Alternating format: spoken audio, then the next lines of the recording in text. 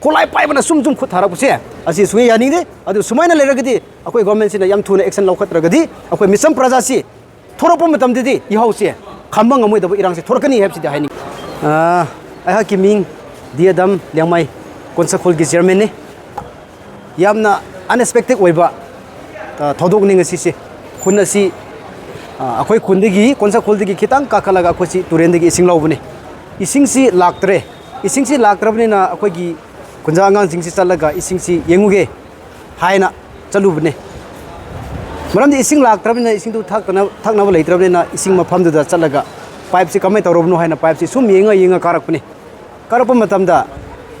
ising si di kaidobgi laktrino haibdu hujiki result si karino harka hujiki Kuki Militant sing sina pipe si loi thada khrabne pipe si moigi plan di moina khali si de pipe si thada ladi ising si laktragdi ising yengba karakani habji moigi wakhanda laireba ko ana dume karapa matamda hujiki yenga karapa matamda di moi Kuki Militant miam se ising pipe si thada laga kakthalaga hujiki mafam si da moina imbus torang lairam bane akhoi gi di praja sing ne krishna tab innocent ne khunja ne ising thak tragdi mi si hingba yaroi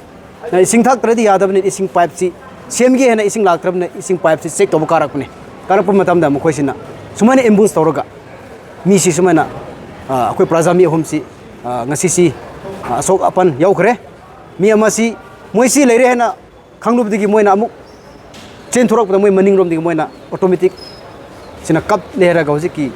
inonu pa amasi yam thina ma khutsi soe adu isorna chanbiraga laibak phana mi ani du di sok hode adu mi amadi hojik yam tam thina soraga leye asisi yam yaningde haba maram di public ne praja ne misam ne adu kaidobigi kholai paiba Kuki Militant singna kaidobigi akhoi misam praja da sumana imbus torok puno haibse sidi yaningde suya yaningde maram di moi kholai paiba mesen tawjo akhoi sida krisu ayep leite kholai paiba mesen tawjo adu akhoi misam praja na hingbada paidaba yadaba changdaba yadaba ising se yam darka webni yam maru weba ising ne mi webada ani ising se sem chapda krisu na taba akhoi misam praja da suman imbus tokiba haibse sungya yaroi sungya yaningde maram di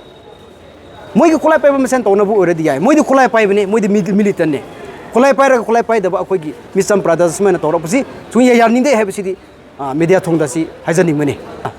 athuba matamda hojiki mafam ase akhoi Konsakhul digi chalaga kitang chalaga akhoi turen leibne yam nangna laga moina imbus tokibne aduna CCD akhoi state government asu atraga mieng changbibu yaraga sigisi yam athuba matamda sigisu mieng tabiu haibsidi media gi thongna haijamni thank you okay mi ani mangbasi phange ani ma phange amasidi yam kregni cheluraga lok makhada chenchelaga chenthokpa ngamdabo yam matamdi yam puina khra lowe aduna same tawraga hojikti isorgi blessing ma pana hojikti phange moida di asok pandi yaude adubu hojiki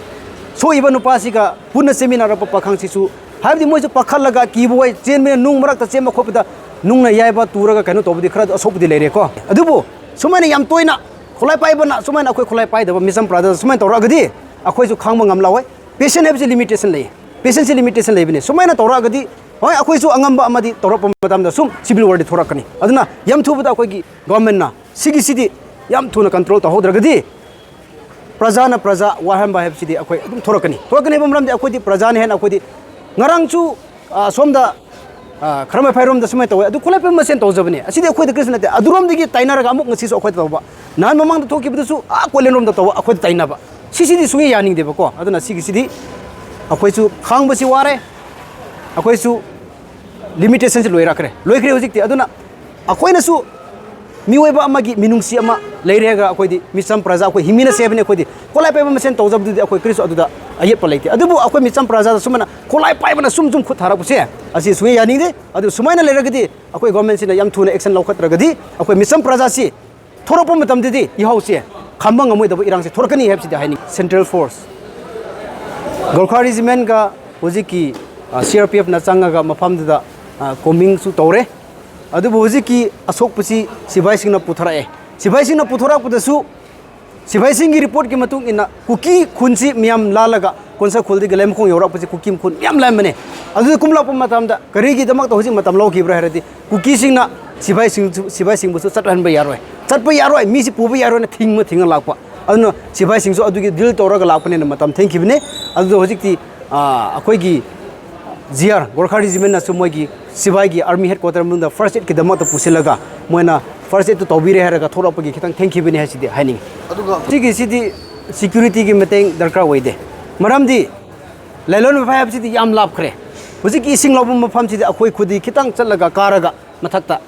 हुजिकी सिंगदा ता ताबा तुरिनसे सिदि अखोइ इसिंग लौबने सिदि अखोइ security force अखोइ लौब दरकार तादे मरमदि अखोइदि मिसमने अखोइदि civilian ने अदुगुम अखोइदि तौरकने बा ओखलजु खंदे तोसु तौरो हैना खले अदुबु खंहौदना सिदि Moina तौरखिबनि लालोंग Wi-Fi गा मोइदि याम लापनाय सुमन Moina तौगे हैना अखोइ civilian ओरेसु मिसम प्रादा ओरेसु मोइसि तौगे हैना कारागा मोइसि एम्बुस तौखिबनि